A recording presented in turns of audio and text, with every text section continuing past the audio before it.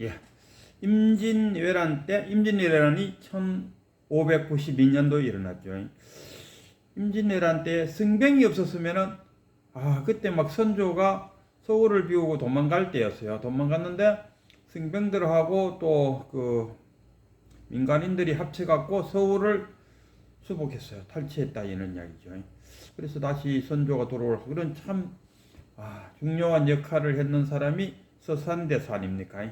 이 서산대사가 참 궁금해서, 서산대사가 성가기감을 지었는데, 저도 이 성가기감이 무엇인가 무척 궁금했어요. 그러다 들다 보니까 성가기감이라는 것은 한마디로 말하면 서산대사께서 1520년도에 나셔갖고 1560년도에 이 책을 엮었어요.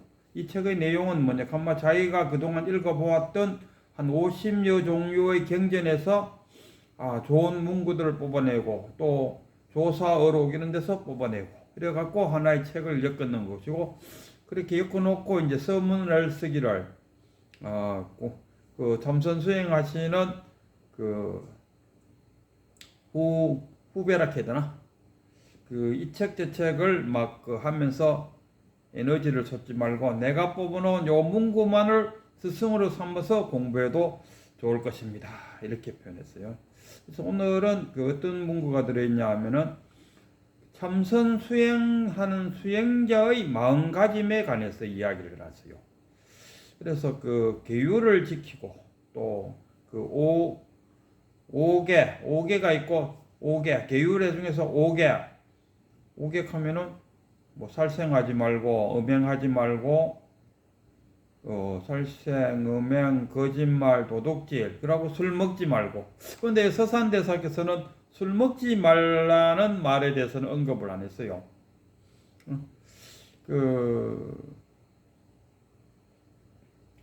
살생을 한다. 살생을 하는 것은 뭐라 했는데, 살생하는 것은 모르고 또 뭐 가장 기억에 남는 게 거짓말을 하면은 뭐 똥으로 뭐 한기를 낸다, 또는 모래로 밥을 짓는다, 뭐 이렇게도 표현하고. 어쨌든 간에 그 서산대사께서도 술을 좀 하셨나? 술 하면 떠오르는 사람이 경허선사죠. 경허선사가 꼭차를 참 좋아했어요. 그러나 이 경허선사가 술을 마시기는 마셨대 술에 취해 갖고 비틀거리지는 않았어요. 오히려 경허선사는 이런 표현을 썼죠. 그 다들 모두가 술에 취해 있는데 나만 끼어 있구나, 이렇게 표현했어요. 술은 자기가 마셔놓고 모든 사람들이 다 술에 취해 있는데 나만 끼어 있구나, 이렇게 표현했어요. 달리 표현하면, 우리 선적으로 표현하면은 경허선사는 그래도 본래 면목 깨친 참나를 찾은 뭐 그런 그리고 불성을 찾은 사람, 뭐 이렇게 표현했습니다. 어쨌든 간에 자기는 술이 끄덕하게 마셔갖고 얼굴이 울그락불그락, 그걸 단청 교회 저를 단청한다 하고 시주를 얻으러 다녔어요. 얻으러 다니니까 그 밑에 이제 그때 딱 같이 따라다니는 것이 그의 제자 망공입니까? 그러고 자기 이제 시주 따라다녔더니 막 경선서가 하는 말이, 이제 시주를 이만큼 얻었으니까 이제 단청하러 가자. 그럼 단청하러 가면 절에 가서 허물어진 절을 이제 뭐 새로 짓고 뭐 이래야 되지 않습니까? 그런데 시주한 그 돈을 들고 어디 갔냐 하면 술집을 들어갔다.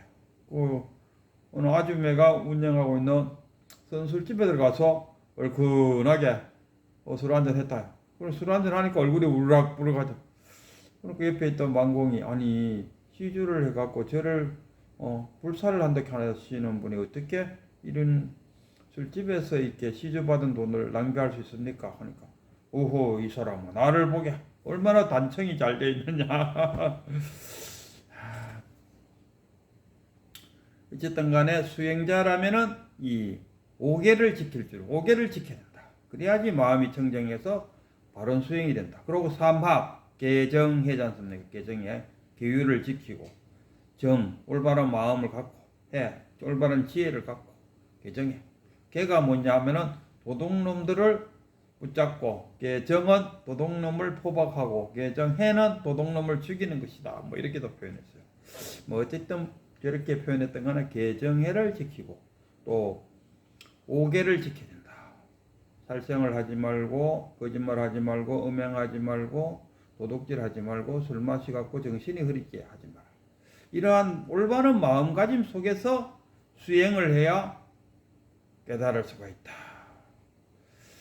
이 뭐 기억 속에 남는 게 뭐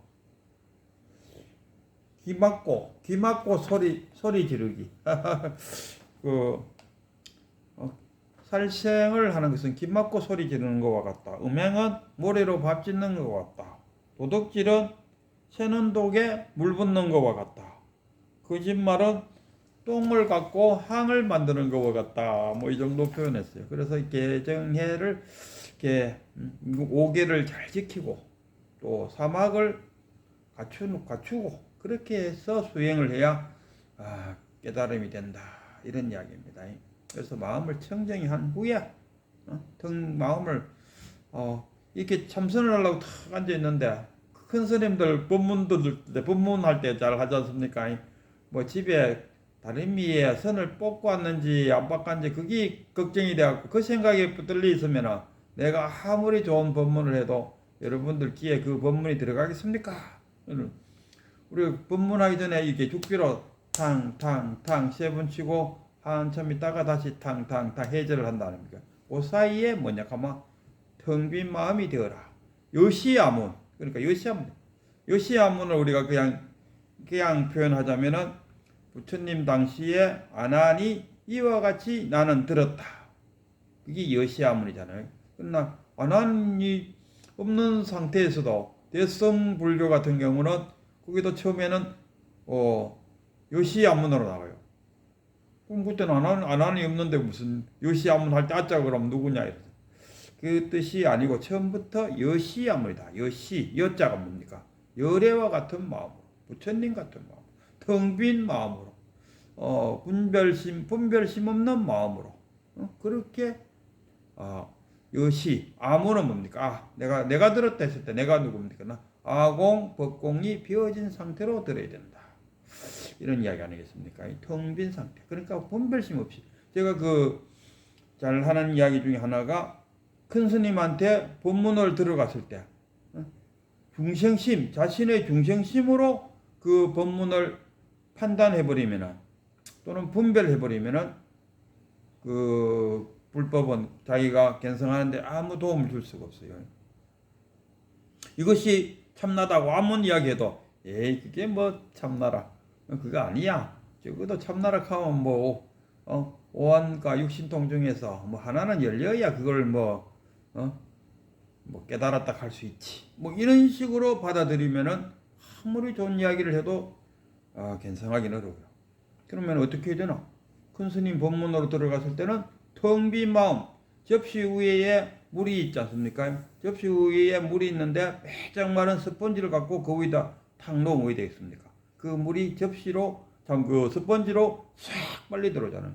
그렇게 싹 빨리 들어오듯이 그 큰 스님의 법문이 그냥 싹 들어왔을 때 이래 되는 딱 들어왔을 때 그러지. 법문을 들으면서 아니야 뭐 아무런 의미가 없는 그 법문입니다. 저희 유튜브를 들으면서 저도 끝없이 저희 유튜브를 들으면서 이것이 참나입니다 하고 수없이 이야기를 하는데도 불구하고 그것을 쑥 받아들였더라면은 참나를 봤을 것이고 쑥 받아들이지 못하고 그거는 잘 모르고 하는 말이야. 오한과 육신통 중에 하나 열려야지 뭐 견성했다든가 뭐 깨달았다고 말할 수 있는 거지.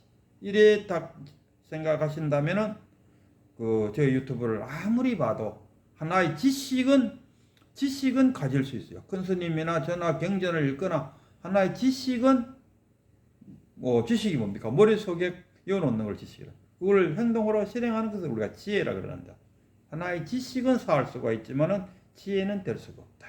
이런 이야기. 깨닫지를 못해요. 그냥 쑥 받아들일 때.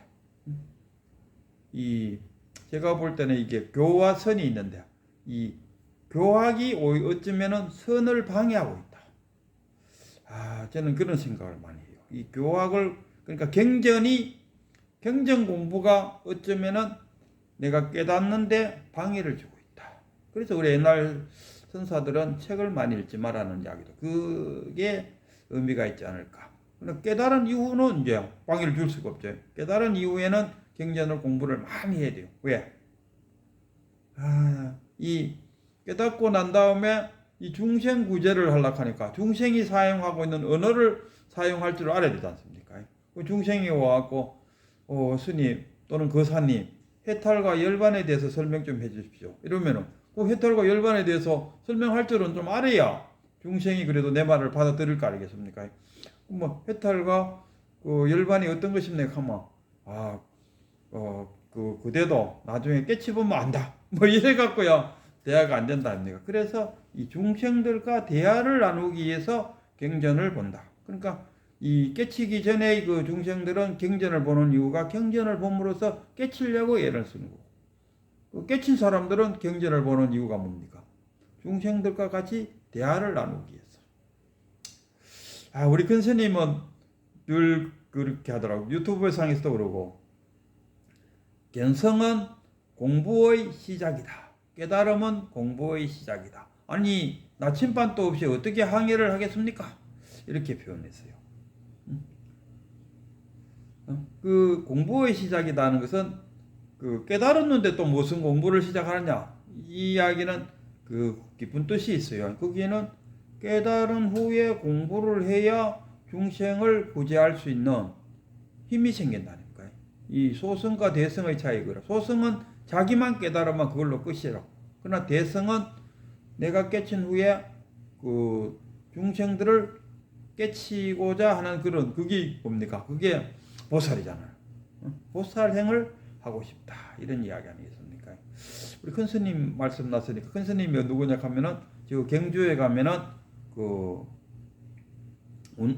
백운로가 있어요. 경주 그 남산이 이렇게 있으면 남산 이렇게 보면은 왼쪽 편에 그 백운로가 있고 백운로로 쭉 올라가면은 백운암이 있어요. 그 백운암에 큰 스님이 백운 스님입니다. 그래서 저랑 이제 독대를 탁 했죠. 독대를 탁 하고 그래갖고 우리 큰 스님이 제보고 한 마리의 뺑아리가 태어났구나 이렇게 표현해줬어요. 너무 기분이 좋았죠. 그리고 초견성했다 그러더라고. 그때는 견성했으면 견성했지 뭐 또 초자고 무슨 의미를 표현하는 게 있을 때 쉽게 말하면 한 마리의 뺑아리가 된 그 자체를 초견성이라고. 그리고 뺑아리가 위에다 점점점 그거 장딱이 돼야 되지 않습니까? 그러니까 아직 장딱이 안 됐으니까 초견성했다고 표현할 수밖에 없죠. 우리 큰 스님의 법문을 요지가 이겁니다. 우리가 탁 접촉하는 순간에 느낌과 생각이 떠올라요. 이렇게 뭐든지 접촉을 하는 순간에 탁 어떤 느낌과 생각이 떠올라. 그리고 느낌과 생각이 떠오르는 동시에 또 뭐가 떠오릅니까? 상이 떠올라. 그러면 우리는 그 상 속에 갇혀 산다. 상 속에 갇혀 산다. 그 상 속에 자기가 만든 그 상이 자기 자신의 세계다. 부처님도 그렇지 않습니까? 부처님도 그 육진과 육경과 육식 18체계가 각자의 세계다.